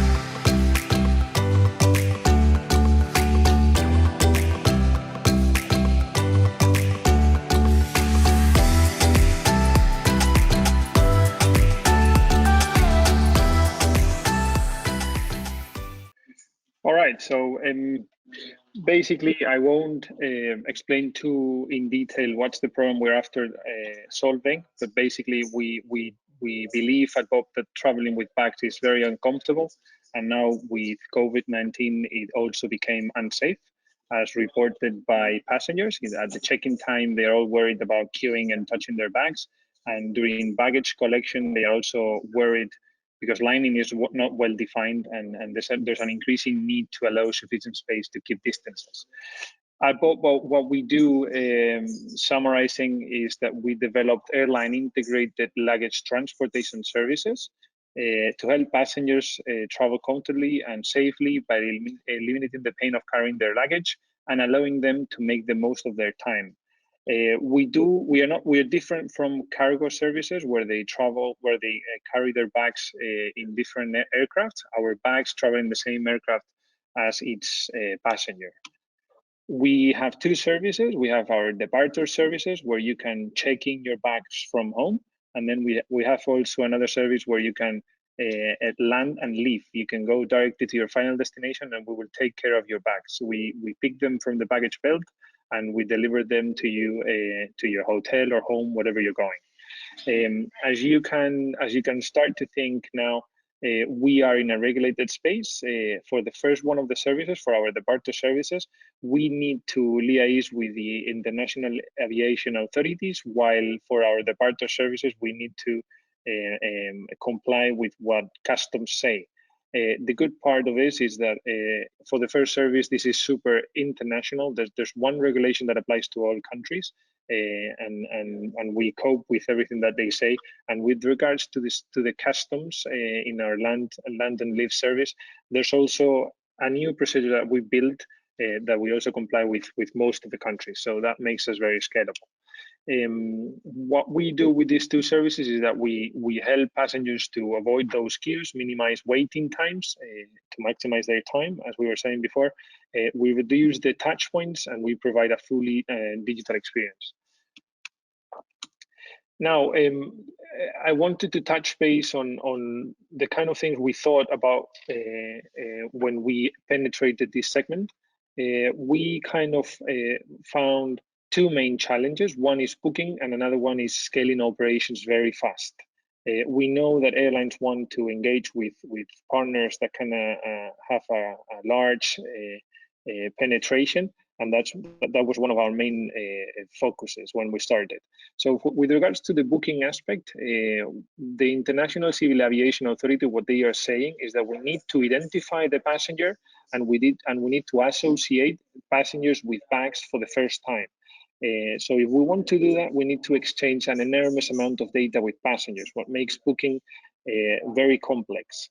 And then with regards to scaling operations fast, we encountered a lot of limitations, such as developing a PSS integration, needing hardware like printers that we didn't want to invest in many printers to bring in all our vans, and also a lot of things related to personal trainings and authorizations and so on. So to solve these two big questions, one of the in the first aspect for the booking aspect, what we developed is a strategy where airlines commercialize our services on our behalf, and passengers need to exchange 2 or 3 things with us, which is number of bags that they want us to be picking up, the address, and the booking slot that they prefer. So those 3 things are the only 3 things that the airline don't know about the passengers: how many bags, the address, and the booking slot. And then with regards to operations, what we wanted to do is build only software, and it was an imperative we had. We wanted to build only software and design new processes so any transporter could pick up any bag, being seldom trained. So one of the things that our transporters can do, for example, they can identify those passengers. I mean, when I say transporters identify those passengers, what I really mean is that our applications are checking that those passengers are who they said they were when they did the booking. Another thing our apps can do is check that they are bringing all the travel documentation with them. So if they don't go to the check-in counter, the airline is not having more problems because of that. and more things. And another thing that we are normally asked is if we can charge for additional bags, or if we can charge for an excess in the baggage weight. And those two things we can do them. So we are the ones charging the customers, and we are the ones paying at the check-in counter when we arrive with the bags. So airlines are not losing any revenue because of our service. So another thing I wanted to highlight is how do we differentiate from other providers? There are a few other providers in this market, but as you can see, we have Oasis working in Australia. These guys are using hardware, and they bring this hardware to cruise, for example, and they are more engaged in groups business, similar to Backchain in the Netherlands. And then we have Flying Bag, which is a mix. They do have online booking, and they also use hardware. Then we have Airporter, which is another mix, and Dupes, who is operating in Dubai Airport, and they are both using technology and using hardware.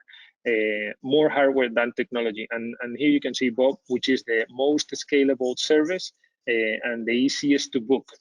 And these two things, we managed to get those two things right, because we only sell integrated with airlines, and we do not use any hardware or a specific personnel to do our operations. So we're just software. Collaboration is very simple with us. One of the things we've done is design this no-code integration, as we call it. So this means, I'm going to touch base now in a minute, but this means just using a few hours of a technical guy to integrate our widget. With regards to coverage, we can execute any strategy that the airline is designing for us, and we do provide support for both passengers and airlines at all times. With regards to no-code integration, as I mentioned before, you just need to integrate our widget, and customers will see our service while they are on your front end, and this is security audited.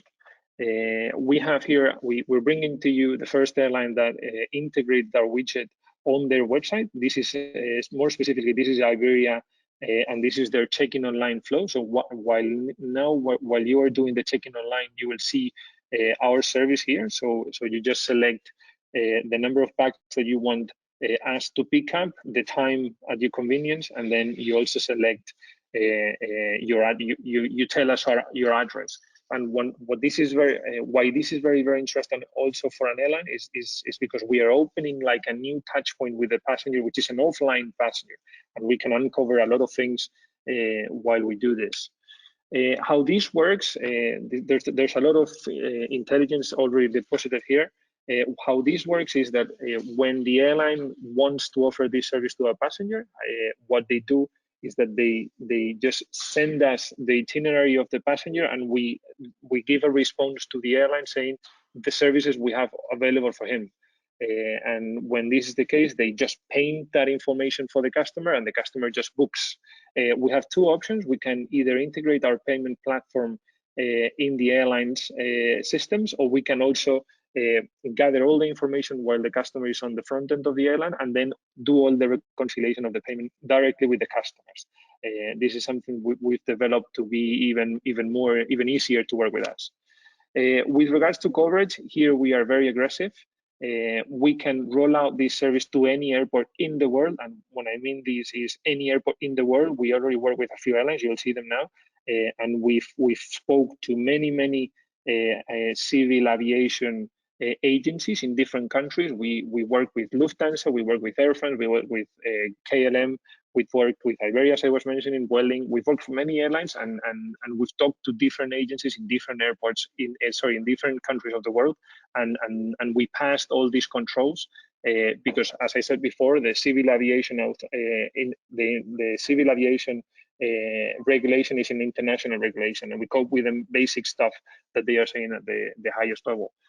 So basically how this works is the airline designs this rollout plan, and we execute. The only thing we need from the airline is just a letter to be sent to each one of the airports saying we are now working with Bob and we want to do this kind of process, and then the rest is on our side. It's super easy. We do reach local agreements with third-party logistic providers. We only work with third-party logistic providers now. We started working with our own internal personnel, but we now know how to work with third parties also, and this is working very good and makes us very scalable, as I was mentioning before. In Spain, we managed to open almost 14 airports in the last 4 months with Iberia. We now have 35 of the Spanish population covered with our 2 services. We have a team that is giving technical assistance to our airlines 24/7, and we have a lot of information that you can consume in an asynchronous manner in our website for developers. And obviously, we do take care of passengers. This is just a plug-and-play solution for you, the airlines, and we do take care of the passengers at all times. And the experience that we are delivering is really high. We have a 94 NPS currently, and our customers are valuing our services with 5 stars almost all the time. It's really a wow experience, the one that we are delivering. With regards to our partnership, what we are offering to airlines is to generate additional revenues to improve passenger experiences, to improve passenger experience and to reduce the airport touch points. And to deliver a proof of concept with us, this is super simple, as you can see. It's a matter of having a contract signed between the airline and us. The airline is signing what we call the deposition sheet, which is the letter they need to send to each one of the airports they want to open. Then we get the Civil Aviation Authority approval. We have different manuals that we send to specific security guys, and we get their green lights. Then we reach local operation agreements. This is now super easy because we have a playbook that is working very good, and most of the transporters we are speaking to, they all want to engage with us and work with us. We show a video to your handling agents, and they will understand this in 10 minutes, more or less. It's super easy. You guys think where you want to integrate our no-code solution, and we just plug and play. And then we do some QA and user acceptance tests, and then we are ready to go. So as I'm saying here, we can be live in 1 month, 1 month and a half in as many airports as you want. Obviously, we have some limitations, but we can open few airports at the same time. And as I was saying before, we already work with all these airlines. We work with Iberia, Air Nostrum, Iberia Express. These 3 are integrated, fully integrated, as you've seen before. Air France, KLM, and LATAM are now going to be integrated, hopefully soon. Lufthansa and Vueling, we had to stop our relationship when the pandemic started. We were in pilot mode, and we hope to see them integrated in the very soon. And then we're also working with these 4 entities to integrate them as well. And I've got very big news to share with you. Very recently, the last month of last year, Julia Sattel joined Bob as our new president. She was the former president of Amadeus Airline Solutions. She had more than 216 airlines in her portfolio, and with her solution, she gave service to almost 2,000 million passengers in 2019. I was also in Amadeus working in strategic growth businesses, and I met my co-founder almost 4 years ago, who is the CPO of Bob, and he sold his previous startup to Telefonica. And we are meant to deliver value Felix, across the entire chain. Yep. Well, this is my last line. Okay. Yeah. I can leave it here if anyone wants to read it. Great, thank you very much, Felix. Sorry to have to cut you off, but we need to ensure that all of our startups get the time allotted for them. So we actually don't have any time for any questions. We've got a few that came here, so just I'm going to ask you this question while Christine can launch the poll. So Felix, tell us, the asker has said this is a great cause for cruise to cruise itineraries. Sea dock to airport and vice versa. Which cities do you provide that in, and can you do that in Dubai? We do provide those services in Barcelona, and we are going to open them in Malaga as well. And we're also talking to this new company, World to Meet and World to Fly, to operate these services also in the Caribbean. this is something we are rolling out this year. We are now ready to work with any airline in any airport, and we are also entering into the tour operator and cruise field this year. Great. Well, thank you very much. And then the other questions I will send to you by email, and obviously all of our airlines will be able to read Felix's answers in the next couple of days. So thank you very much, Felix. Appreciate your time, and thank you for the pitch. Thank you very much, Kat. Robbie, up to you. Great, awesome. Thank you, Felix. Thank you, Kat. I'd love to introduce our last startup for today. Last but certainly not least, Mike McCarron from Gladly. Hey, Robbie. Good morning, everybody. This is Mike from California. Hold on one second. Let me share my webcam so you guys can see me. Everybody okay there? Yes, we got you, Mike. Thanks for getting up early for us. Yeah, no worries. No I'll hand worries. it over to Appreciate you, it. and I'll be back in 10 minutes. Sounds good. All right, let me go put this in presentation mode. So good morning, everybody, and good afternoon for those in Europe. My name is Mike McCarron. I run the sales and strategic partnerships at Gladly. For folks who may or may not know who Gladly is, I'm going to just give a really quick overview of Gladly, talk just a bit about the company, how we got started, and then we're going to jump into a specific use case that we have with one of our early customers, JetBlue, and talk about how we worked with them to help deliver this radical sense of radically personal service around customer service in the airline business. Show you a quick product view and a product demo, and then walk you through very quickly what it's like to work with Gladly from a pilot perspective. So for those of you who may or may not know who Gladly is a customer service platform that helps your customer service contact center agents deliver personalized service to every passenger who engages with the company, regardless of the channel that they happen to use, right? And the idea around Gladly is that it was started to really establish better and more personalized connections with the passengers and the guests that do business with your company, right? You need to show that the customer's expectations have evolved and changed significantly over time.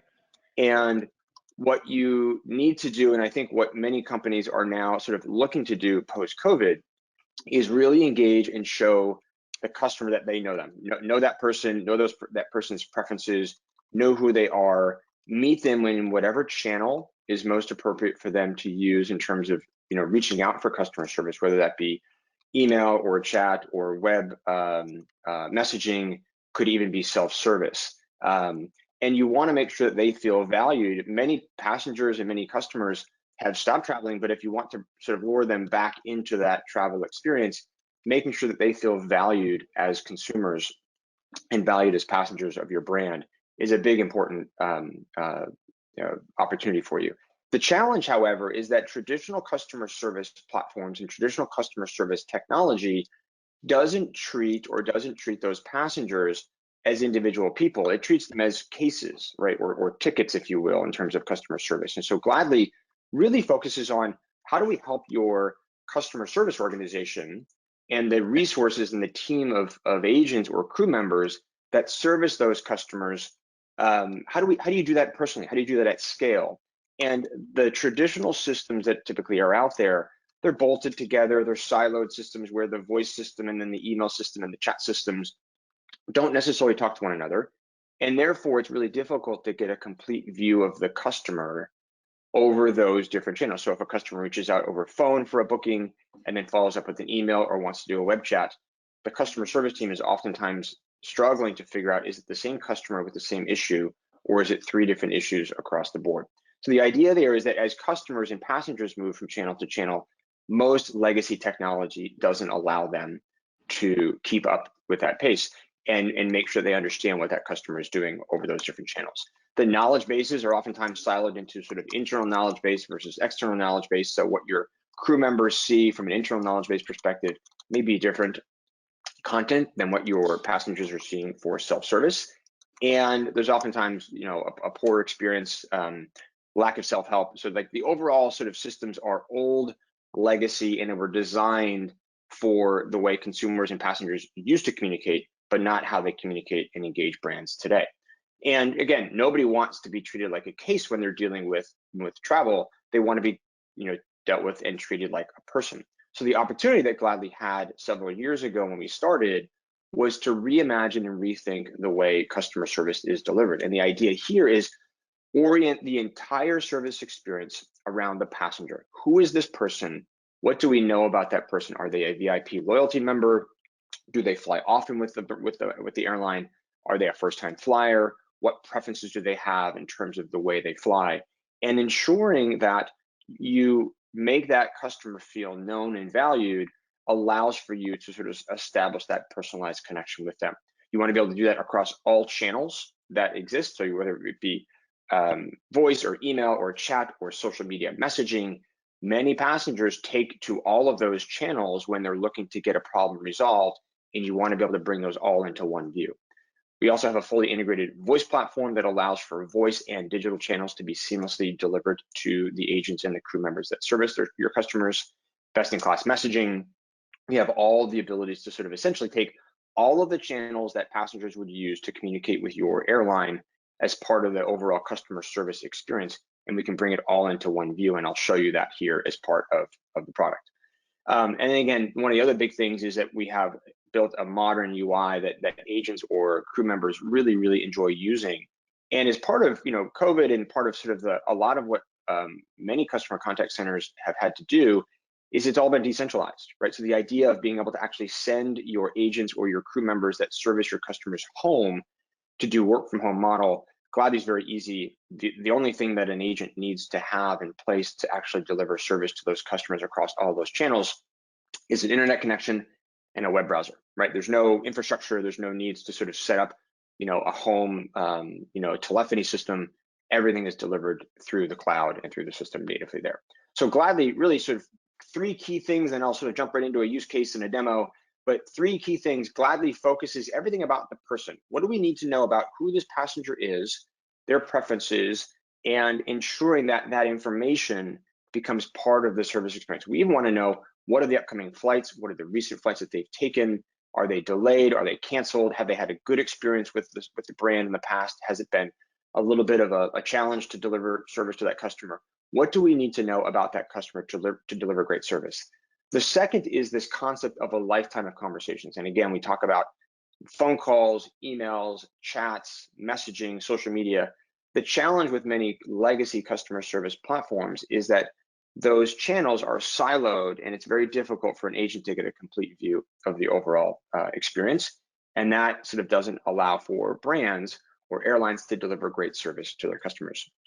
And then lastly, how do you make sure that the team is productive and it scales? Like obviously that, in the height of all the activity, the volume of inbound inquiries from customers increases. If you have an IRAP situation, like the volume increases even more because lots of passengers are looking to get help and assistance. How do you ensure you can scale that team and make them naturally productive? This is a quick view. I'm going to go into the product demo here in just a little bit, but the idea, if you want to sort of take a look at this is a view of Gladly's customer service experience for a passenger. This passenger in particular is named Julie. And what we have in Gladly is the ability on the left to show all of the relevant information about who is this passenger, what do we need to know about them to deliver great service, what are the upcoming reservations, what are the past reservations that they've had. And in this particular case, you can actually see that we can actually show sort of like flight information, on time, delayed, or canceled status of those flights in a real-time manner to allow for the customer service team to know exactly who they're talking to and what information is relevant to deliver great service to Julie. And then on the right-hand side, what you see is all of the communications that have happened between the passenger, Julie, and the airline, whether it be a phone call, a task, notes, emails, SMS messages, social media posts, whatever it is. All that content is organized in one conversation timeline or one view so that over time, you just simply build up this ongoing conversation that we see. And I'll show you that live in a quick little product demo. As far as use cases go, we started out many years ago. JetBlue was actually our first customer. And we're also working with Breeze and Flair at the moment as well. But the JetBlue example is a great example of a company, an airline that wanted to innovate and differentiate how they delivered service to their customers. They were doing great in terms of delivering service, but they wanted to focus on people, not cases. They wanted to have a single view of that customer across all 3,000 of their customer service crew members. And they wanted to make sure that they married and built together a view of the customer in the reservation history to allow them to deliver great service. And they wanted to do it across all channels, leverage machine learning and AI for self-service and better productivity. And they wanted to be able to do that by supporting multiple languages, which Gladly does right out of the box. Frankie Littleford, one of our early sponsors there at JetBlue, really said it well, which is like having a single view of the customer or the passenger and all the conversations that they've had gives them the ability to have a much stronger relationship with them. And of course, relationships, especially post-COVID, is going to be really, really important to ensure that those passengers feel like the businesses that they're doing business with or the airlines that they're flying value their business and value the relationship that they have. So let me go ahead and just go through a quick demo here real quickly. And again, this view looks very similar to what I just showed you before, but this is actually a live demo. And I want to show you that within Gladly, the ability to actually have information such as flight information, flight details, online status of that flight information, all of this is real-time data that's being pulled from the flight domain information on the back end. And it's able to be presented to an agent so that they can see specifically what information is relevant to this particular passenger as they reach out for service. And then on the right-hand side, you can see this timeline view of the conversation. So we have some emails here, but if I scroll up, just like we have in an iMessage or in a Facebook Messenger thread, the ability for agents to scroll up and see all of the different communication history, phone calls, emails, web chats, self-service sessions. The idea here is that regardless of the channel that the customer is using to engage the brand, the agent never has to dig around for a case or a ticket or a phone call or an email thread that's not part of the conversation, right? It's all here and it's all readily available for the agents to see. And that information is simply just provided here as part of this ongoing timeline. So again, the ability to integrate some or all of those channels allows for those agents and those crew members to deliver great service to the customer. So if we go back to the demo and back to the screen here, from a pilot projects perspective, I know we're going very, very quickly here because time is short, but pilot projects, the way in which people can work with Gladly or the way in which people have started with Gladly is that you don't have to replace your entire customer service platform to use Gladly as a pilot project, but you can start with a single channel. You could pick SMS, you could pick web chat, you could pick email or phone. You could also sort of select how would you want to deliver service to maybe a VIP passenger segment, meaning like maybe you have a loyalty program or a loyalty tier that you want to provide some really high touch service experience for them to sort of lure them back into sort of feeling comfortable to be flying again. You could, again, leverage SMS for real-time recovery or IROP situations. We've actually talked to some airlines in the past where they wanted to leverage on property sort of ground crew or gate agents to help with facilitating sort of IROP situations, and you could do that via SMS through Gladly. You could also leverage Gladly for a better self-service or help center use case where you could provide more information to passengers to be self-service. And again, probably a lot of folks asking questions about COVID restrictions or around sort of like the check-in process for what they need to do now that they're coming back to travel after COVID, being able to actually provide more self-service and help center FAQ content. You can do that all through Gladly as well. We have mobile app SDKs. You could actually sort of say, hey, we're going to actually put chat in our mobile app to allow customers in the mobile experience to be able to actually chat with our customer service agents to ask questions. From a deployment perspective, it can be anywhere between 2 and 4 weeks to get going, get started. And our goal is obviously to approach that with the iterative project phase where you wouldn't want to sort of do everything all at once, but you could kind of ease your way into that. And then lastly, the details and the benefits, we would lead the project, but certainly we would get support from your team, depending upon what use case you wanted to put in place. We would either provide either a low cost or a no cost pilot, because again, self-service and help center might not be a very heavy lift for anybody. So getting you guys started on that would be an interesting way to get going. Again, that rapid rollout, onboarding and training of the agents and crew members that would be working within the system. And then ultimately the benefits is that you're going to see efficiency and you're going to see productivity within the team because everything is in one place. You're also going to drive self-service, which is going to drive productivity in that you don't have to have passengers reaching out to live agents to resolve issues. You could oftentimes do that with more self-service. And then customer satisfaction goes up because you've empowered those passengers to solve the issues that they need to solve on their own, and you're enabling them to do what they need to do. Okay, that is, I think, the time that we had. I want to open it up for a couple of minutes of questions, and Robbie, feel free to sort of run those, or Kat, and run those questions by me. But if anybody wants to continue the conversation, feel free to reach out. My email is about as easy as it gets. It's Mike@Gladly, and happy to answer questions along the way. So Robbie, back to you. Awesome, thanks, Mike, great job. So yeah, we have time for just a couple questions. So the first one is, I know you touched on this a little bit, but really, how do you track customers? What's the unique identifier of each customer? Yeah, so great question. So there's a couple ways to do that. First and foremost, we look at email addresses and mobile phone numbers are what we view within Gladly as being unique to the customer or unique to the passenger. But if the airline also has an additional customer identifier, like a frequent flyer number or a frequent flyer ID for that customer, we can use that identifier as well. So we can take all of those different attributes of that particular passenger and use them as a unique identifier, so that when that passenger calls or emails or reaches out over one of those channels, we can associate the communication back to the appropriate passenger inside of Gladly. Okay, that makes sense. Yeah, I hope everyone's phone number is unique to them. That would be good. Yeah. So one last question. So if you have multiple people traveling on a flight together, how do you store their individual information? Is it easy to tell that there are multiple people traveling at the same time? There's actually an interesting thought on that one. If I go back to the Gladly sort of demo, one of the concepts that we have inside of Gladly is this concept of relationships. And actually the JetBlue team actually does this, where you can link conversations and you can link communications from one customer like Julie to a number of other customers that might be flying with her. So it could be a husband, wife, or sister, brother, what have you. So the idea is that you could actually have it be where you can link customers inside of Gladly to other passengers and have it be that communications about one particular passenger is made available in another passenger's profile inside of Gladly. Okay, so something sent out to Julia would also go to whoever she's traveling with, for example, if that's what the airline wanted.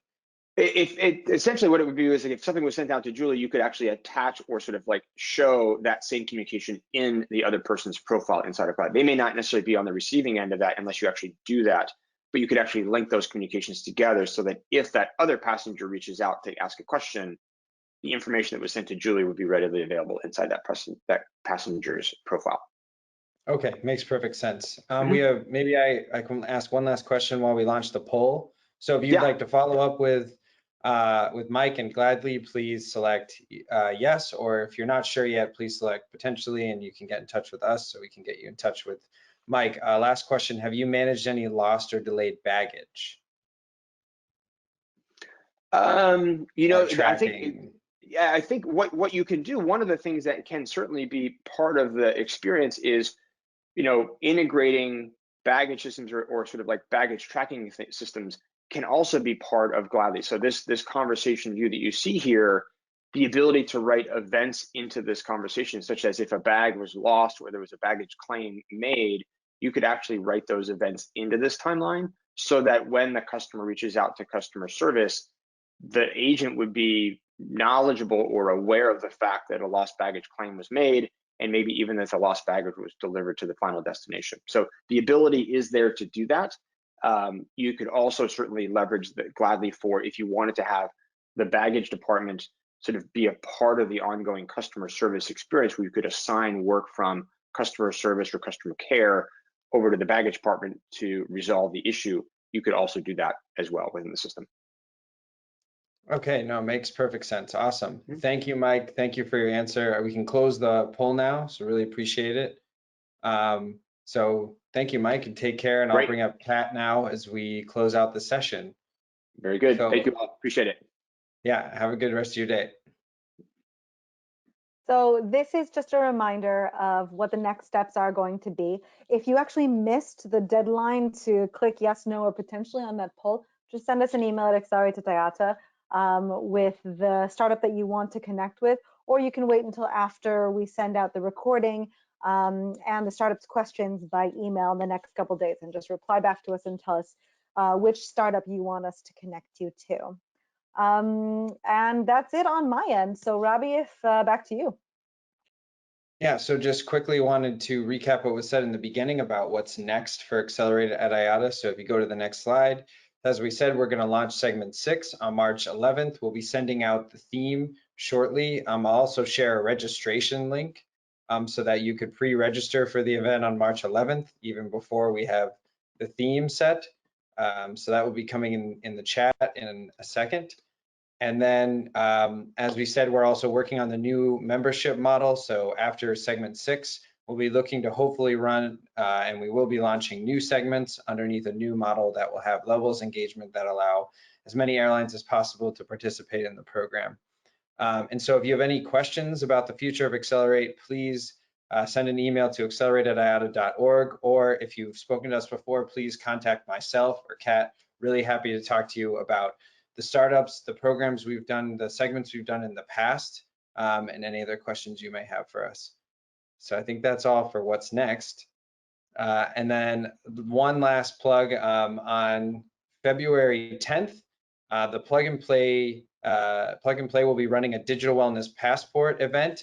IATA will be included. We'll have several digital wellness passport providers presenting their solutions alongside the user, who would be the airline who will be implementing their solution. And we'll also be having a panel with some great guests, including Nick Kareen from IATA. So please join us for that event. It's on February 10th at 4 o'clock. And I'll also include the link right now in the chat, and we'll send along with the recording as well.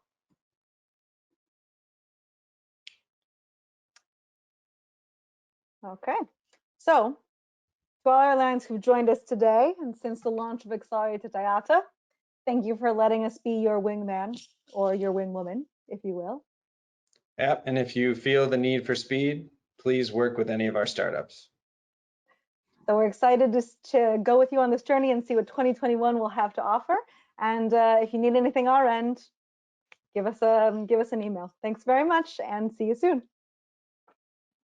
Bye.